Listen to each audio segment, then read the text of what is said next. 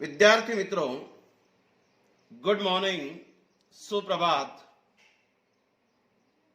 विषय हिंदी, कक्षा 9वीं के पाठ क्रमांक 5, जूलिया, लेखक अंतोन चेखव।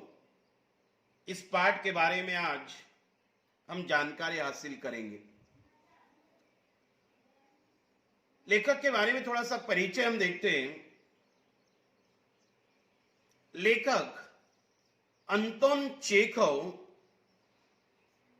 इनका जन्म 29 जनवरी 1860 में हुआ है। उनकी मृत्यु 15 जुलाई 1904 में हो चुकी है। अंतोन चेखव महान रूसी ऐसे साहित्यकार, प्रसिद्ध ऐसे कथाकार और नाटककार थे। रूस के ये प्रसिद्ध ऐसे लेखक, इनकी जो कहानियां हैं, इनकी कहानियों में सामाजिक कुरीतियों का व्यंग्यात्मक चित्रण मिलता है। समाज में जो कुरीतियां है, बुरी प्रथा है, इन बुरी प्रथाओं पर व्यंग्य करना यह अंतोन चेखव की एक पहचान है। असल में अंतोन चेखव बहुत ही किताबें, सुंदर ऐसी किताबें, उपन्यास उन्होंने लिखे हैं। ये ड्री स्टोरी नाम की एक प्रसिद्ध उनका एक उपन्यास है, नॉवेल है। द वाइफ नाम का एक उपन्यास है। Anna on neck, a bad business, the bird market, old age, Grisha आदि ये उनके कहानी संग्रह हैं। इवानो द चेरी ऑर्चर्ड इत्यादि आदि ये उनके नाटक हैं। जो प्रस्तुत पाठ हमें दिया गया, जूलिया, नौकर पेशा, जो नौकरी करते हैं, नौकर पेशा जो अभिभावक है, यानी जो पेरेंट्स है, माता पिता है, अपने बच्चे जो है, इन बच्चों को शिशु पालन केंद्र, इन शिशु पालन केंद्र में रखने पड़ते हैं, क्योंकि उनकी वो विवशता होती है, मजबूरी होती है। और उस वक्त घर में कोई सेविका, कोई आया, बच्चों की देखभाल करने के लिए रखी जाती है। इसी संदर्भ को लेकर जूलिया इस सेविका के माध्यम से उन्होंने इस पाठ में संदर्भ व्यक्त किया। जूलिया की जो कहानी है, इसमें एक ही कथा है, और कथा जो है संवादात्मक कथा है। संवाद है, एक दूसरे से बातचीत है। बड़ी रोचक, बड़ी आकर्षक कथा है। ये एकांकी भी उसे हम कह सकते हैं। इस एकांकी में रचनाकार ने दब्बूपन और डर, हमेशा मन में डर रहना, इसे हमें त्यागना चाहिए। लेकिन कुछ अपने मान सम्मान या जिसके घर पर हम नौकरी करते हैं, उनका कहीं मन न दुख जाए, उनके मन को कहीं ठेस पीड़ा न पहुंच जाए, ये डर उनके मन में रहता है। इसीलिए हमेशा अत्याचार, अन्याय को वो सहते रहते, उसे हम कहेंगे दब्बूपन। लेकिन लेखक अंतोन चेखव ये बताना चाहते हैं कि हमें दब्बूपन को त्यागना चाहिए। अपने अधिकार, अपने न्याय के लिए सजग होना चाहिए, तैयार होना चाहिए। अन्याय को कभी सहना नहीं चाहिए। हमारा जो हक है उसे हम प्राप्त कर ही रहेंगे। ये भावना, ये प्रेरणा कवि ने, माफ करना, लेखक अंतोन चेखव, इन्होंने जूलिया इस एकांकी के माध्यम से व्यक्त की है। तो जूलिया के माध्यम से हमारे अधिकार और न्याय के लिए कैसे प्रेरित होना चाहिए, ये प्रेरणा अंतोन चेखव इन्होंने इसके माध्यम से व्यक्त की है और उसकी आज हम चर्चा कर रहे हैं। उसके लिए हम शुरुआत करेंगे। बच्चों की गवर्नेंस जूलिया वालसी वेदना आती रहती है। बच्चों की जो गवर्नेंस है, गवर्नेंस जिसे हम कहेंगे सेविका, बच्चों को संभालने वाली वालसी द्वेदना आती रहती। जूलिया दबे स्वर में अपने आवाज को वो खुलकर नहीं बोल पा रही है, डर डर कर, दब्बूपन। आपने मुझे बुलाया था मालिक, प्रश्न कर रही है। आपने मुझे बुलाया था मालिक। गृह स्वामी, घर के मालिक, दोनों में संवाद चल रहा है बच्चों। एक है जूलिया, दूसरी गृह स्वामी। और गृह स्वामी का मकसद है जूलिया के अंदर होने वाला वह डर, जूलिया के अंदर होने वाला वह दब्बूपन, उसको निकालना। ये गृह स्वामी का सबसे बड़ा मकसद है।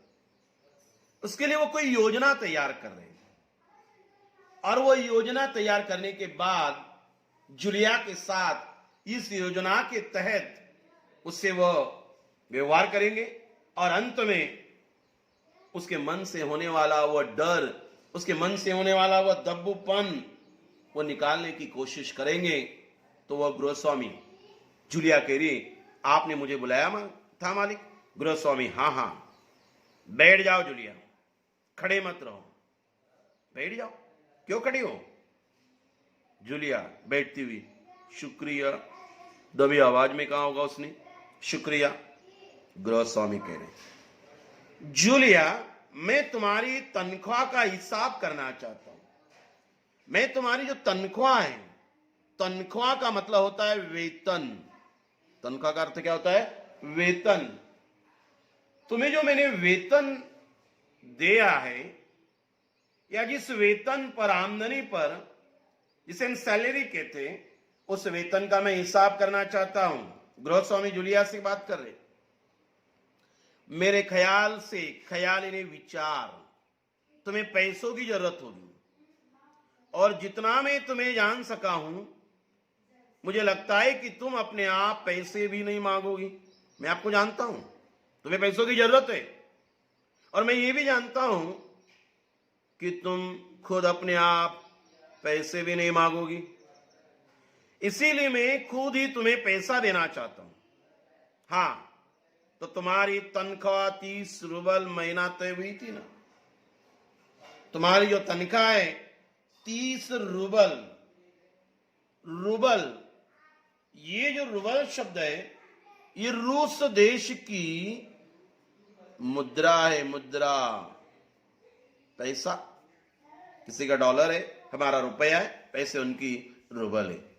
तो तुम्हारी तनख्वाह जो है वो 30 रूबल महीना तय हुई, उसके हिसाब से ही आपको पैसे मिलेंगे। जूलिया विनीत स्वर में, बड़ी नम्रता से, जी नहीं मालिक, 40 रूबल। पहला जो व्यवहार है यही हमें गलत मिल रहा है। मालिक के हिसाब से महीने के 30 रूबल। जूलिया कह रही है बड़ी नम्रता से, नहीं मालिक, 30 रूबल नहीं। कितने रूबल? महीने के 40 रूबल। गृहस्वामी कह रहा है, अरे नहीं भाई, 30। ये देखो डायरी, ये बच्चों, ये जो चिन्ह है इस शब्दों को खींचने के लिए। नहीं भाई, 30। ये देखो डायरी, जो डायरी दैनंदिनी, पन्ने पलटते हुए, डायरी के जो है पन्ने पलट रहा है, पन्ने पलटते पलटते कुछ बोल भी रहा है गृहस्वामी। मैंने इसमें नोट कर रखा है। नोट कर रखा है मतलब लिख कर रखा है। मैं बच्चों की देखभाल और उन्हें पढ़ाने वाली हर गवर्नेंस को 30 रूबल महीना ही देता हूं। और ये बात मैंने अपने डायरी में क्या करके रखी, लिख के रखी। जूलिया, आपके लिए महीने के 40 रूबल, अरे भाई 30 ही रूबल, ये बात मैंने अपनी डायरी में, अपनी दैनंदिनी में नोट कर रखिए, लिख कर रखिए। और मैं बच्चों की देखभाल और उन्हें पढ़ाने वाली हर गवर्नेंस, हर सेविका को 30 रूबल ही महीना देता हूं। ये बात तो मैंने डायरी में लिख कर रखी। पन्ने पलट रहा है, जूलिया से बात भी कर रहा है गृहस्वामी। तुमसे पहले जो गवर्नेंस थी उसे भी मैं 30 रूबल ही देता था। अच्छा तो तुम्हें हमारे यहां काम करते हुए 2 महीने हुए। मैं हर सेविका को, हर गवर्नेंस को 30 रूबल ही देता हूं। ये बात सिद्ध करने के लिए उन्होंने डायरी के पन्ने खोले और ये भी वादा कर दिया, ये भी बता दिया कि मैं हर महीने कोई भी गवर्नेंस हो, इसके पहले जो भी थी, उसको 30 रूबल महीना ही देता था। अच्छा तो तुम्हें हमारे यहां काम करते हुए 2 महीने हुए। कितने महीने हुए? 2 महीने। कितने महीने? 2 महीने हुए। मेरे यहां काम करते करते आपको 2 महीने हुए। जूलिया क्या कहती है? जूलिया दबे स्वर में, जी नहीं, 2 महीने 5 दिन। मालिक के हिसाब से 2 महीने, जूलिया के हिसाब से 2 महीने 5 दिन। मालिक के हिसाब से प्रति महीना 30 रूबल, जूलिया के हिसाब से प्रति महीना 40 रूबल। तफावत आ रही है बच्चों? देखते ही जूलिया सहती है क्या विद्रोह करती है? क्या अपने हक के लिए लड़ती है? नहीं जी, यहां काम करती हुई 2 महीने हुए। जूलिया दबे स्वर में, जी नहीं, 2 महीने 5 दिन। गृह स्वामी कह रहे हैं, क्या कह रही हो जूलिया? ठीक 2 महीने हुए भाई, मैंने डायरी में सब नोट कर रखा है। हर बात में डायरी दिखा रहा है गृह स्वामी।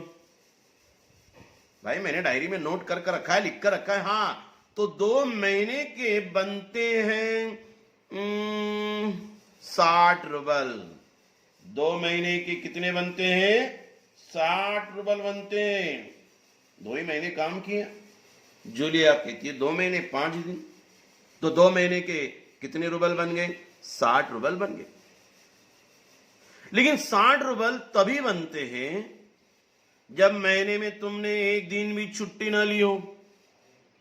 60 रूबल तो तभी बनेंगे जब महीने में एक दिन भी आपने छुट्टी नहीं ली होगी। इसका अर्थ हो गया उनकी छुट्टी की तनख्वाह गृह स्वामी काट देंगे। तुमने इतवार को छुट्टी मनाई।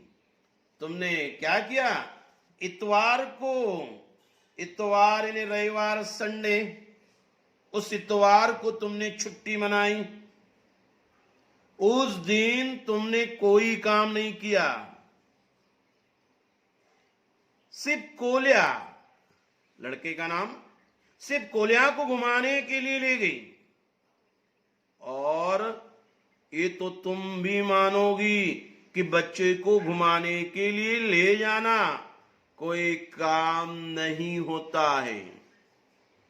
इसके अलावा तुमने 3 छुट्टियां और लिए, ठीक है ना?